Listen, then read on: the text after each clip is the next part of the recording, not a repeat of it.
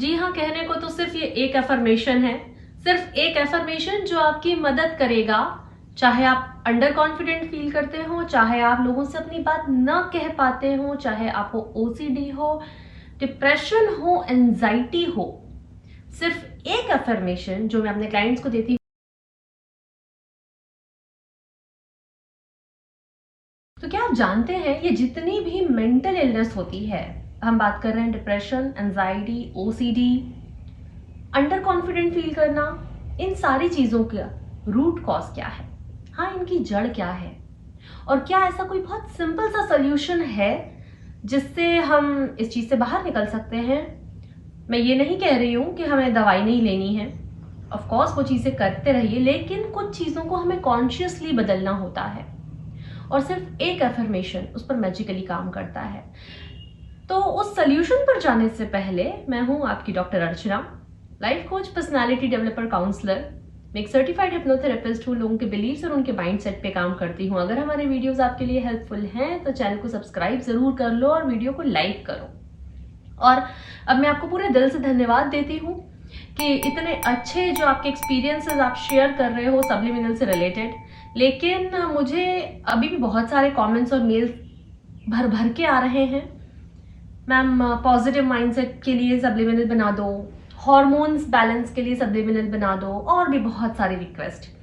तो अगर आपको इसका जवाब चाहिए, ये जो हम अभी बोल रही हूँ, चाहे वो पॉजिटिव माइंडसेट हो या वो हार्मोनल इम्बैलेंस हो, अगर आपको इसका आंसर चाहिए then comment below answer please. और अब आगे बढ़ते हैं फिर से हमारे मेंटल इलनेस के एफर्मेशन के लिए। वैसे ये सिर्फ अकेला मेंटल इलनेस में काम नहीं करता, ये बहुत सारी चीजों में काम करता है।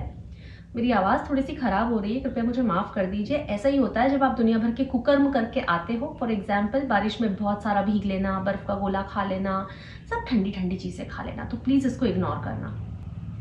अब बात आई मेंटल इलनेस का कारण ही क्या है, रूट कॉज क्या है उसका।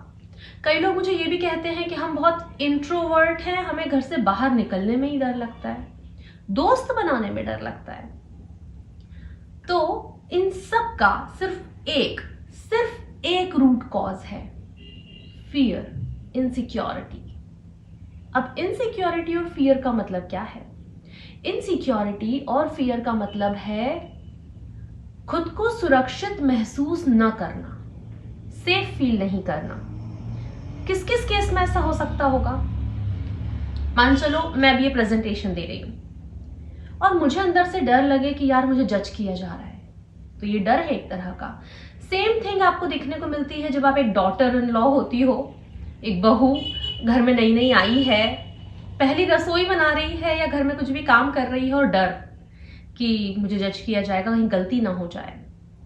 ये डर परफेक्शनिस्ट लोगों को भी लगता है, जो ए टाइप पर्सनालिटीज होते हैं, कि फियर ऑफ बीइंग जज्ड, उनसे गलती होना बिल्कुल गवारा नहीं होता।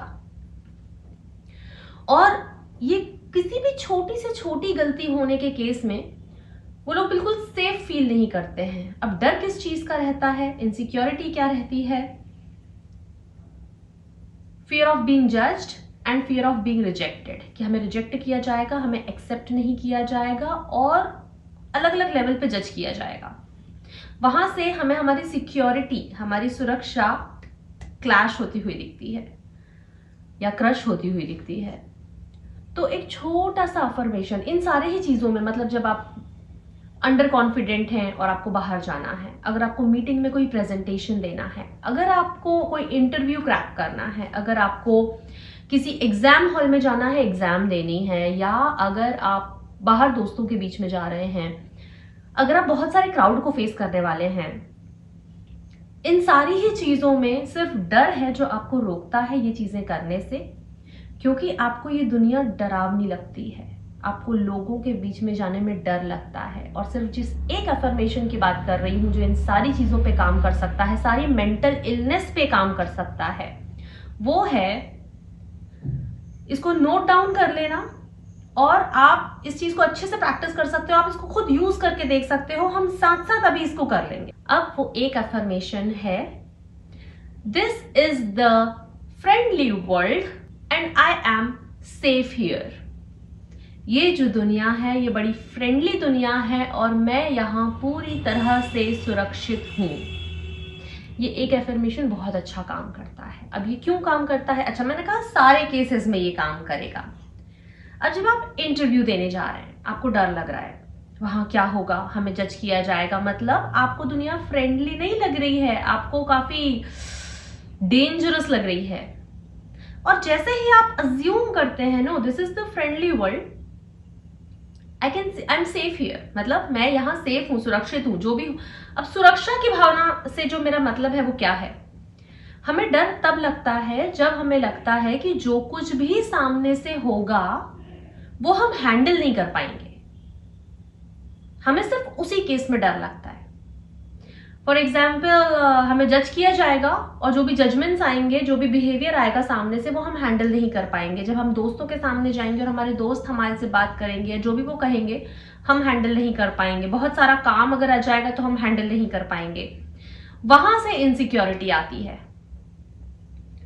और ये जो अफर्मेशन मैंने बताया, this is the friendly world, I am safe here, इसको आप हिंदी में भी सुन सकते हैं जिन लोगों को हिंदी से ज्यादा कंफर्टेबल फील करते हैं कि ये जो पूरी दुनिया है ये बहुत फ्रेंडली दुनिया है और मैं यहाँ पूरी तरह से सुरक्षित हूं।